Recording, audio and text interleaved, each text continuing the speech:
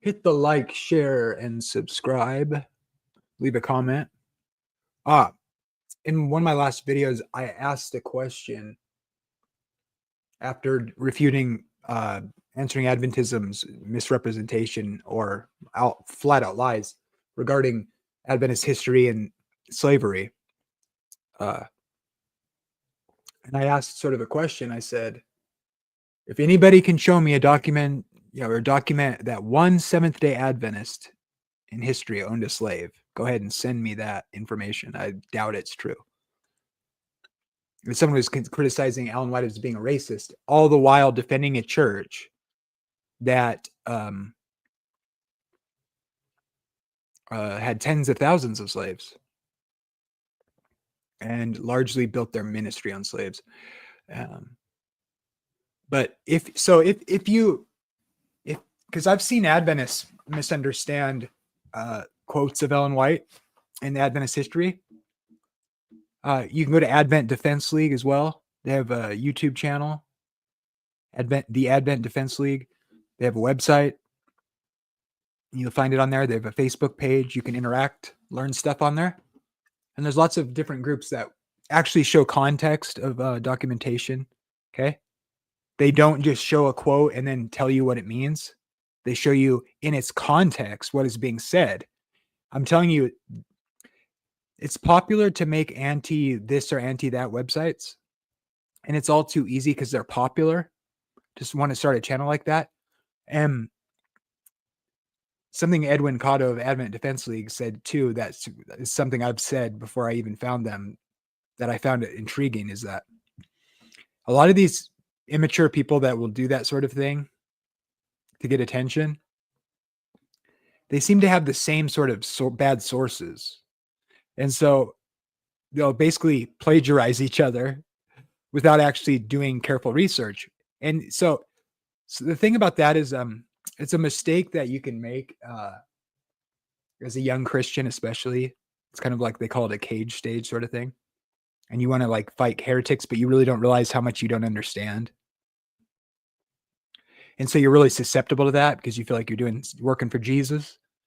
Because you can do that sort of work without having any kind of conversion in your life. It's all too easy to, it's all too easy to kind of trick yourself into thinking that's doing the Lord's work or something. And I'm not saying maybe you are, maybe not, but usually I would just say, and I'm probably guilty of this to some degree, I'm sure I am, but it seems to me that unless you're really dedicated to wanting to, what you've experienced tells you that these people are in trouble, and you like have had an experience that you want them to have that you feel like they're missing out on or something. If it's not some sort of motivation like that, you probably should rethink what you're doing. But I would just say this. I made that comment. Like, let me know if you find an Adventist that owned a slave. And of course, it was funny because my friend Pastor Kevin Morgan has a YouTube channel too. I'm just trying to look for the okay, let's see. So I put the link in the live stream, and then it's in the description of this video. I would check out his channel because he's an actual historian. I saw somebody name drop him. I was reading a dissertation or something, or some published thing on something to do with Advent history. There were something published, and the scholar in the paper actually referenced Kevin Morgan's book as like the top source for some Adventist history and things like that. And so he has a book or multiple books he's written. But he also has a YouTube channel, which is this channel right here. And that's the channel, you can check it out. So he goes deep into the history. It's really, and so if you're into that, especially, it's very interesting, right? Because there's so much misrepresentation, and some of it's even inside Adventism.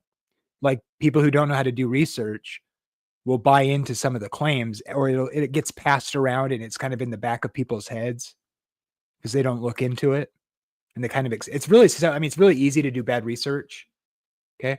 And so there's so much misinformation. It's outrageous. Like, people, I see people say, "Oh, you're an Adventist, so you don't think Jesus is God? You don't believe in the Trinity?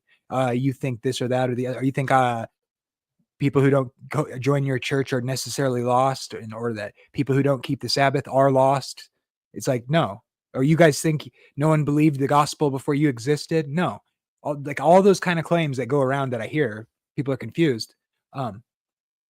It's just false it's just bad information. It's untrue. It's not correct. And Ellen White gets represented in the same sort of way. So really make sure you look into it carefully for yourself before you make any decisions. And I would recommend checking out this website or this YouTube channel, Kevin Morgan, Ellen White Reconsidered. He's actually put in the research and the time. And he has a very honest approach, which is rare. So someone to be admired, someone to be looked up to as an example is Kevin Morgan. He's a pastor. Check it out. Check out his channel. God bless.